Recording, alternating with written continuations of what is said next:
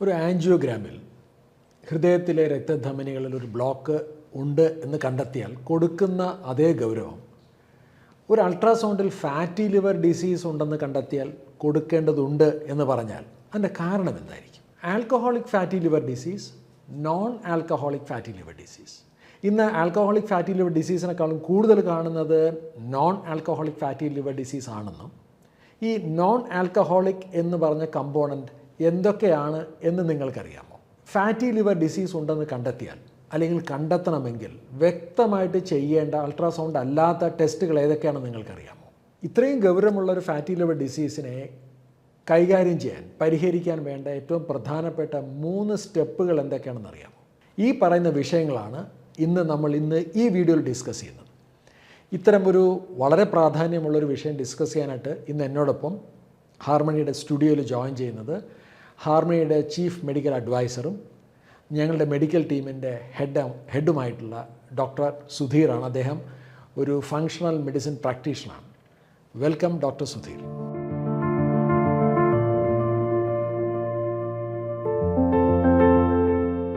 നമ്മുടെ സമൂഹത്തിൽ ഒരു 30 വയസ്സിന് മുകളിൽ പ്രായമുള്ള ഒരു 100 പേരെ എടുക്കുന്നു എന്ന് വിചാരിക്കുക. ഇവർക്കൊരു അൾട്രാസൗണ്ട് അബ്ഡമൻ ചെയ്യുകയാണെന്ന് വിചാരിക്കുക. ഒരുപക്ഷെ ഞെട്ടിപ്പിക്കുന്ന വസ്തുത ഇതിനകത്തൊരു 40-50 പേർക്കെങ്കിലും fatty liver disease grade 1 grade 2 ഒക്കെ ഉണ്ടാവാം. ശരിക്കും ആക്ച്വലി എന്തുകൊണ്ടാണ് ഇത് ഗൗരവത്തോടെ പരിഗണിക്കേണ്ടതുണ്ട് എന്ന് നമ്മൾ പറയാൻ കാരണം? സർവ്വസാധാരണമായതുകൊണ്ട് തന്നെ വളരെ ലാഘവത്തോടെയാണ് പൊതുവെ എല്ലാവരും ഒരു ഫാറ്റി ലിവറിൻ്റെ ഡയഗ്നോസിനെ കൈകാര്യം ചെയ്യുന്നത്. വളരെ കാഷ്വലായിട്ട് പലപ്പോഴും ആൾക്കാർ, അതെ, ഇൻക്ലൂഡിങ് മെഡിക്കൽ കമ്മ്യൂണിറ്റിയിലുള്ളവർ. ഏറ്റവും പ്രധാനമായിട്ടുള്ളത് ഹൃദ്രോഗത്തിന് ഉള്ള റിസ്ക് ഫാക്ടറായിട്ട് നമുക്ക് ഫാറ്റി ലിവറിനെ കാണാം. മറ്റൊന്ന് ഉയർന്ന രക്തസമ്മർദ്ദത്തിന് ഉള്ള റിസ്ക് ഫാക്ടറായിട്ട് നമുക്ക് ഫാറ്റി ലിവറിനെ കാണാം. മറ്റൊന്ന് ഉയർന്ന ബ്ലഡ് കൊളസ്ട്രോൾ ലെവൽ, പ്രമേഹം. ഇപ്പം നിങ്ങൾക്കതില്ലെങ്കിലും നിങ്ങൾക്ക് ഒരു പക്ഷേ ഫാറ്റി ലിവറിൻ്റെ തുടക്കം മാത്രമേ കണ്ടെത്തിയുള്ളെങ്കിലും ഈ പറയുന്ന കണ്ടീഷൻസിലേക്കൊക്കെ നയിക്കുന്ന അതിൻ്റെ ഒരു തുടക്കമായി ഫാറ്റി ലിവറിനെ നമ്മൾ കരുതണം. ഇനി കരളിനെ കുറിച്ച് സംബന്ധിച്ച് നോക്കുകയാണെങ്കിൽ ഇന്ന് ലിവർ സീറോസിസ് എന്ന് പറയുന്ന വളരെ മാരകമായിട്ടുള്ളൊരു കണ്ടീഷൻ, അതിനുള്ള ഏറ്റവും number 1 cause fatty liver. Liver cirrhosis ആണ് ഹെപ്പറ്റോസെല്ലുലാർ കാർസിനോമ അഥവാ ലിവർ ക്യാൻസറിൻ്റെ നമ്പർ 1 കോസ്. അപ്പോൾ അങ്ങനെ നോക്കിക്കഴിഞ്ഞാൽ പറഞ്ഞതിൻ്റെ രത്ന ചുരുക്കം ഇതാണ്: ഫാറ്റി ലിവർ ഡിസീസ് എന്ന് പറഞ്ഞാൽ കരളിലോട്ട് മാത്രം ഒതുക്കി നിർത്തേണ്ട ഒന്നല്ല. 1. 2, അത് മറ്റെന്തോ ശരീരത്തിൽ നടക്കുന്ന പലതരത്തിലുള്ള ഒരു ഡിസീസ് എവല്യൂഷൻ്റെ ഒരു ആദ്യഘട്ടമെന്നോ അല്ലെങ്കിൽ ഒരു സൂചനയെന്നോ എടുക്കാവുന്ന വളരെ വ്യക്തമായിട്ടുള്ള നമ്മുടെ ശരീരത്തിൽ കിട്ടുന്നൊരു സൂചനകളൊന്നാണ് ഫാറ്റി ലിവർ ഡിസീസ്.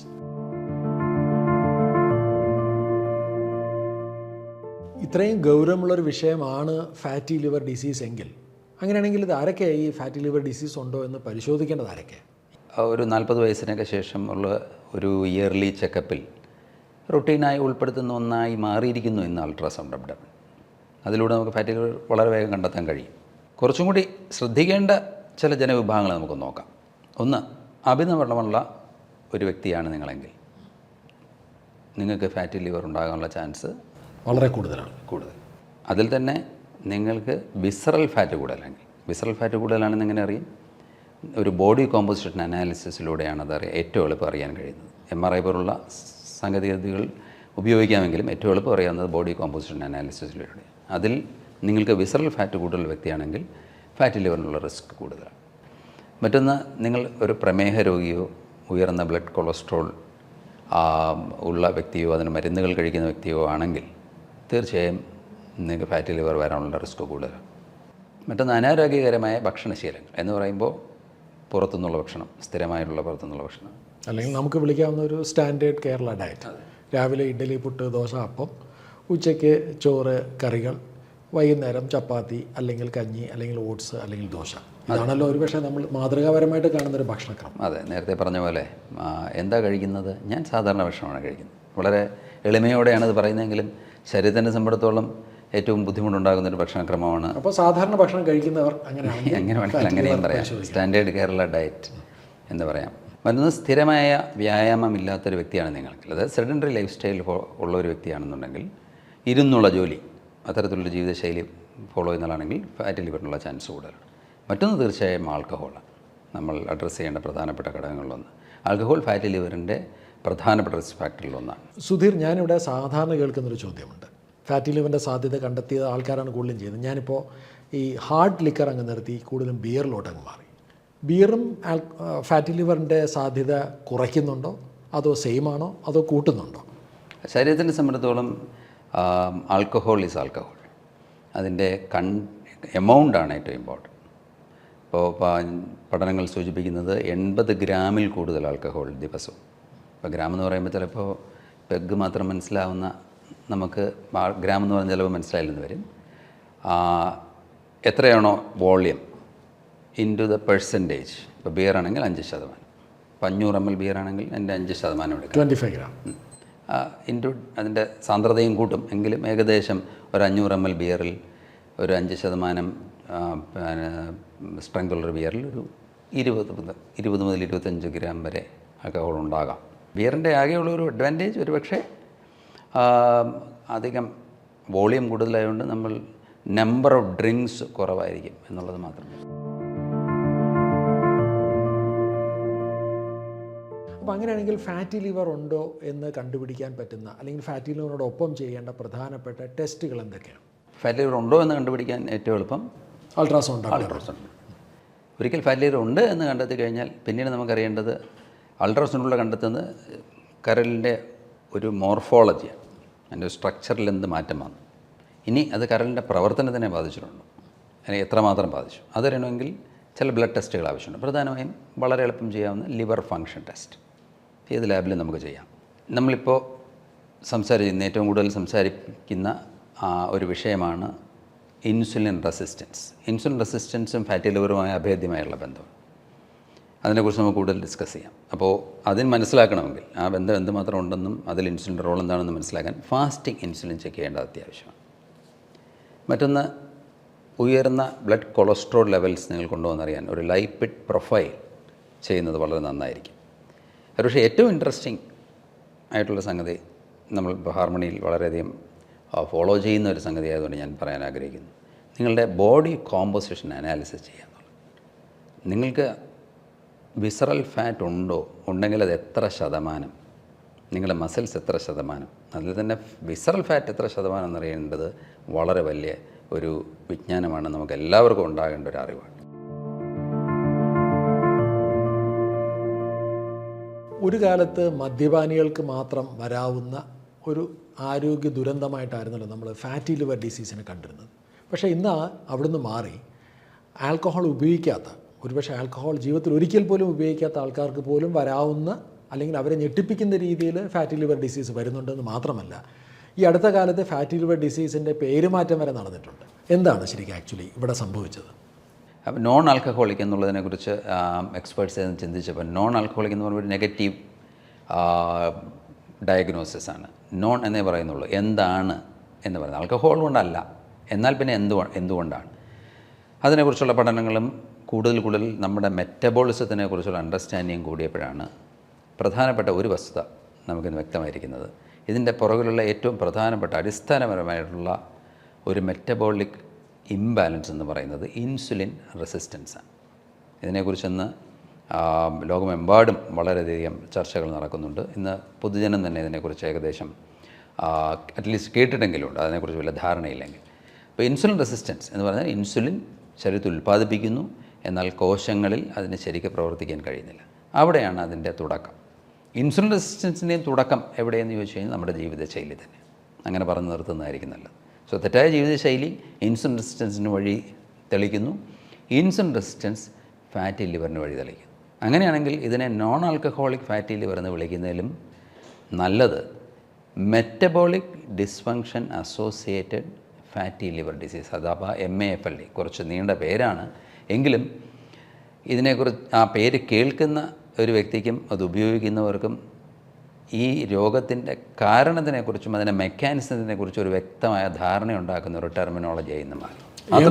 MAFLD മാത്രമല്ല, അതിൽ ഇൻസുലിൻ റെസിസ്റ്റൻസ് എന്ന് പറയുന്ന ആ കോർണർ സ്റ്റോൺ, അതിൻ്റെ ഫണ്ടമെൻ്റൽ ഡിഫക്റ്റ് അല്ലെങ്കിൽ ഇംബാലൻസിനെ കുറിച്ചുള്ള ഒരു ശ്രദ്ധയും നമുക്കവിടെ വരും. അവിടെ നമുക്ക് ഇടപെടാൻ കൂടുതൽ കഴിയും. അതാണ് ഇന്നത്തെ സ്ഥിതി.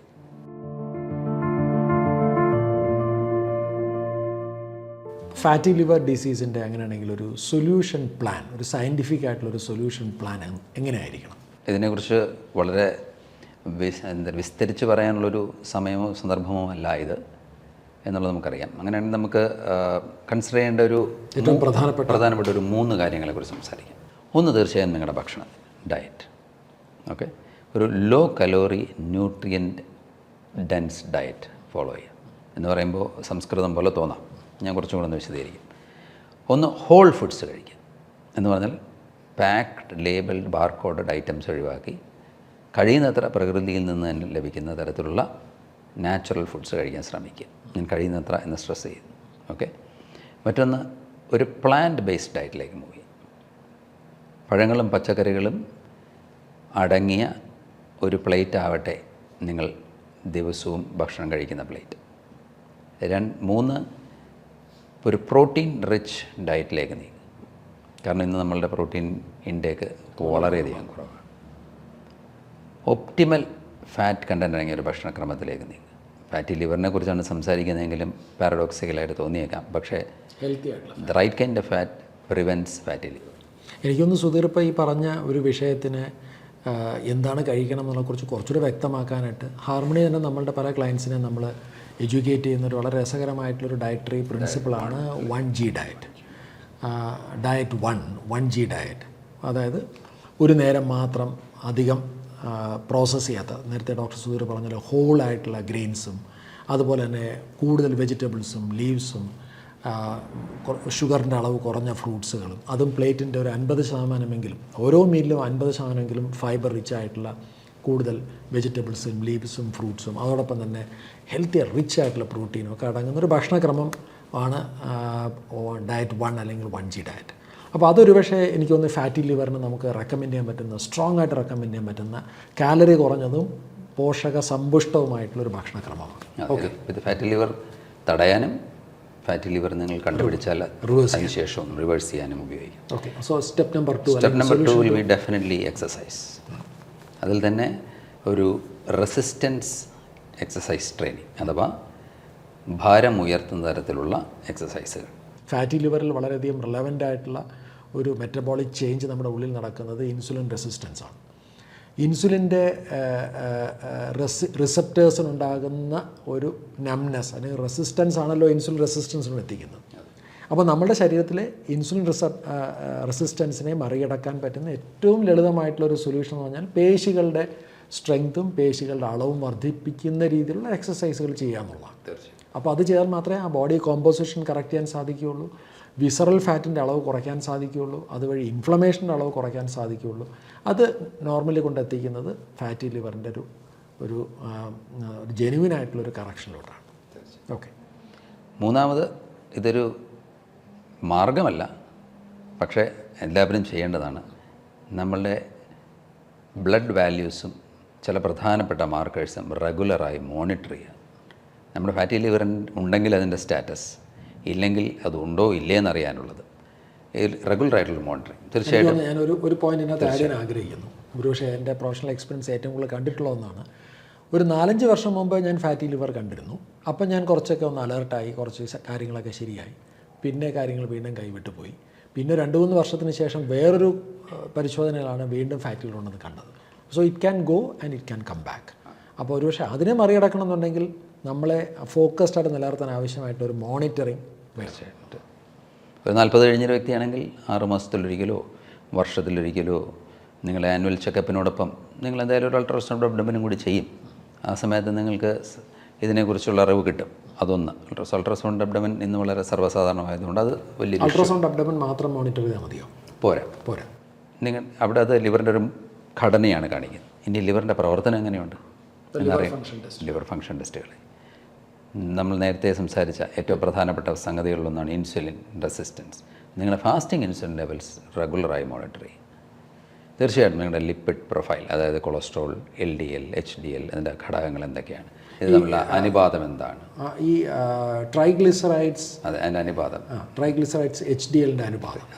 ഒരു പക്ഷേ അതിനകത്ത് അതിനെക്കുറിച്ചൊന്ന് സംസാരിക്കാം. അപ്പോൾ സാധാരണ നമ്മൾ നോക്കുന്ന ടോട്ടൽ കൊളസ്ട്രോൾ ടു HDL, LDL-ഉം ടോട്ടൽ കൊളസ്ട്രോളുമായിട്ടുള്ള അനുപാതം. ഇതൊക്കെയാണ് സാധാരണ നിങ്ങളൊരു ലാബ് റിപ്പോർട്ട് കാണുമ്പോൾ അതിനകത്ത് ഒരു പക്ഷേ നിങ്ങൾ പറയാതെ തന്നെ ഒരു മാത്തമാറ്റിക്കൽ ഫോർമുല ഉപയോഗിച്ച് അവർ ആ ഫോർമുല ഡിറൈവ് ചെയ്ത് എഴുതിയിട്ടുണ്ടാവും, ആ വാല്യൂ എഴുതിയിട്ടുണ്ടാവും. ഇപ്പോൾ കുറച്ചും കൂടി സാധാരണമായി വരുന്ന ഒരു സംഗതിയാണ്, ശ്രദ്ധിക്കപ്പെടുന്ന ഒരു സംഗതിയാണ് ട്രൈഗ്ലിസറൈഡും HDL-ഉമായിട്ടുള്ള അനുപാതം. Triglyceride divided by HDL, triglyceride divided by HDL. അതിൻ്റെ ഒരു healthy Ideally it should be around 2.5. Laboratory value should be below 2.5. Below 2.5. ഒരു 3.2, 3.3 വരെയൊക്കെ ലാബറട്ടറി റേഞ്ചുകളിൽ ഞാൻ കണ്ടിട്ടുണ്ട്. എങ്കിലും healthy values will be below 2.5 എന്ന് പറഞ്ഞാൽ എന്താ ഉദ്ദേശിക്കുന്നത്? നിങ്ങളുടെ ട്രൈഗ്ലിസറൈഡ്സ് കുറഞ്ഞിരിക്കണം, HDL കൂടിയിരിക്കും. HDL കൂട്ടാൻ ഒരു പക്ഷേ അത്ര എളുപ്പമല്ലെന്ന് കൂട്ടിക്കോളൂ. പക്ഷേ ട്രൈഗ്ലിസറൈഡ് വളരെ ലളിതമായി നമുക്ക് കുറയ്ക്കാം. നേരത്തെ പറഞ്ഞ പോലെ ലോ കലോറി ന്യൂട്രിയൻ ഡെൻസ് ഡയറ്റും എക്സസൈസുമാണ് അതിന് ഏറ്റവും എളുപ്പമാർഗം. അപ്പോൾ ഡോക്ടർ സുധീർ പറഞ്ഞു വെച്ച് നോക്കിക്കഴിഞ്ഞാൽ ഈ പ്രശ്നം വളരെ ഗൗരവമാണെങ്കിലും ഇതിൻ്റെ സൊല്യൂഷൻസ് ഒരു പക്ഷേ വളരെ ബേസിക് ആയിട്ടുള്ള ഫണ്ടമെൻ്റലായിട്ടുള്ള ഏതൊരു വ്യക്തിയും ഹെൽത്തുമായിട്ട് ബന്ധപ്പെട്ട് ചെയ്യേണ്ട ഒന്ന് തന്നെയാണ്. അതെ. അപ്പോൾ നമ്മളിതിനു മുമ്പ് ഞാനും സുധീറിൻ്റെ ഒരു വീഡിയോ ചെയ്തിട്ടുണ്ട്. ഫാറ്റി ലിവർ അനുഗ്രഹമോ എന്നൊരു ടൈറ്റിൽ ചെയ്തിട്ടുണ്ട്. എനിക്കൊന്ന് ഇപ്പോൾ അത് റിലേറ്റ് ചെയ്യാൻ സാധിക്കുന്നു. അങ്ങനെ നോക്കിയാൽ ഫാറ്റി ലിവർ ഉണ്ട് എന്ന് നിങ്ങൾക്ക് കണ്ടെത്താൻ സാധിച്ചാൽ അതൊരു ഏർലി വാർണിംഗ് സൈനായിട്ട് എടുക്കാൻ സാധിക്കും. അവിടെ നിന്ന് നിങ്ങളുടെ ആരോഗ്യത്തിൽ വേണ്ട ഒരു ഇടപെടലിൻ്റെ ഒരു കരുതാൻ സാധിക്കും. അങ്ങനെയാണെന്നുണ്ടെങ്കിൽ ഒരുപക്ഷെ ഒരുപാട് പ്രശ്നങ്ങളെ നമുക്ക് ഒറ്റയടിക്ക് മാറ്റാൻ കഴിയുന്ന ഒന്നായിട്ട് വേണമെങ്കിലും ഫാറ്റി ലിവർ എന്നുള്ളൊരു സൂചന നമുക്ക് വേണമെങ്കിൽ എടുക്കാം, ഉപയോഗിക്കാം. തീർച്ചയായും.